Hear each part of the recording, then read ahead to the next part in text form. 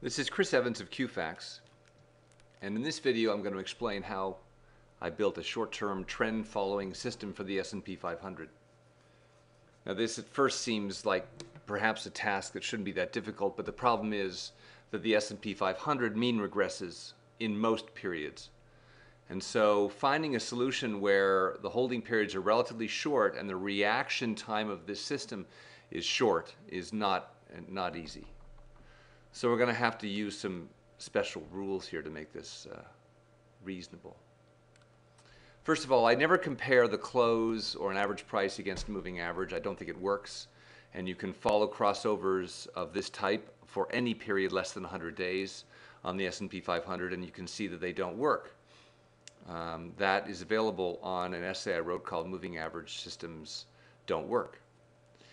So what I do is, first of all, I use a moving average differential. I compare moving average against itself 2 days before.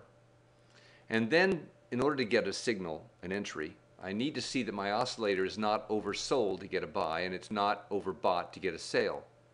It can be neutral, it just can't be overbought to get a buy. Now, the moving average length I'm going to allow to vary. You can often find adaptive moving averages where the length will vary as a function of volatility.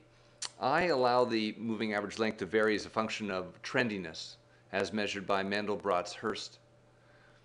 Trendiness in this case is a very valuable calculation because it shows us how much the market during a rally can be extended. And if it's extended, then we know that we want to shorten the moving average length and thereby make the reactivity of the system greater. I also allow the system to exit if the market is both very trendy and overbought. And finally, exits always require opening range breakouts in order to get filled. Let's take a look at what we have. Now, you can see during this rally when the crossover is good, we actually have a number of times when the oscillator becomes overbought. I look at two of them here, the detrended price oscillator and the EVOS. And the Hurst exponent is above this line, telling us that market is very trendy. So I'm allowed to take these exits, but you can see that re-entry can be easy, provided that one of the oscillators is oversold. And in this case, the EVOS is neutral. That allows me to re-enter the next day in some cases. I exit, I re-enter. So this gives you a good idea of how, even during a trend, I somewhat nervously exit and re-enter. And it turns out that doesn't really cost me very much money.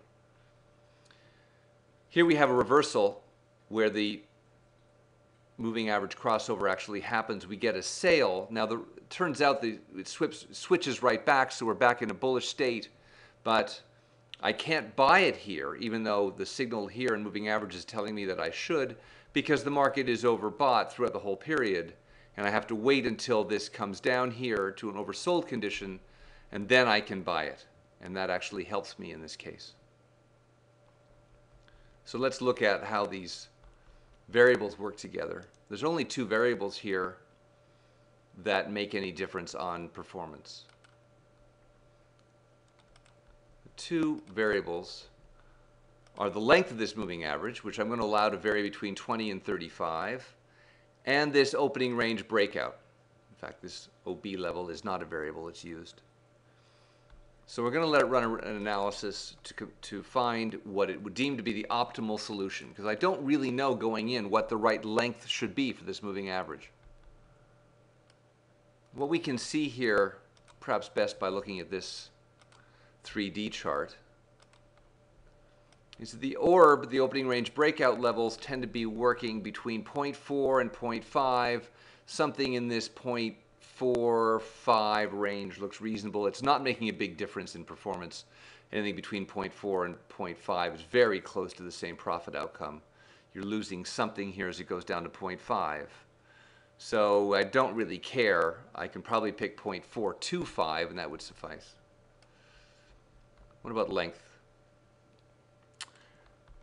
The optimal solution is 33. You can see it right here. 33 is the best outcome. And 32 is a worse solution, but it's more in line with some of these other solutions it finds reasonable here, because you can see the drop-off as we go from 33 down to 34 and 35. We're losing quite a lot, though 34 is still more profitable than back into the 31s. So I'm somewhat indifferent between 33 and 32. It's not really going to change most of the signals, 33 to 32. So we'll take a look at one final variable here, and we're going to look for this return on account, which does matter to me. I want to have the smaller drawdown system is going to be the one that I prefer. So that's in the case of 32, and it's using 0.45. So we'll just look at that as a solution so we can study the chart of performance.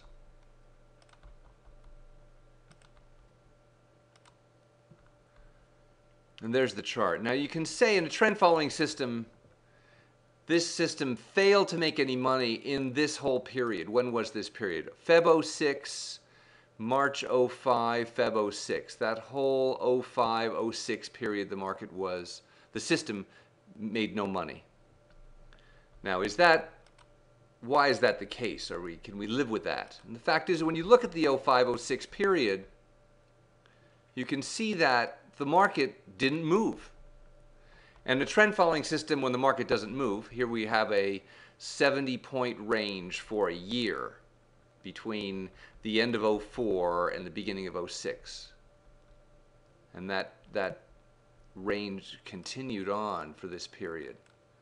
So the fact that we broke even for that period is acceptable to me.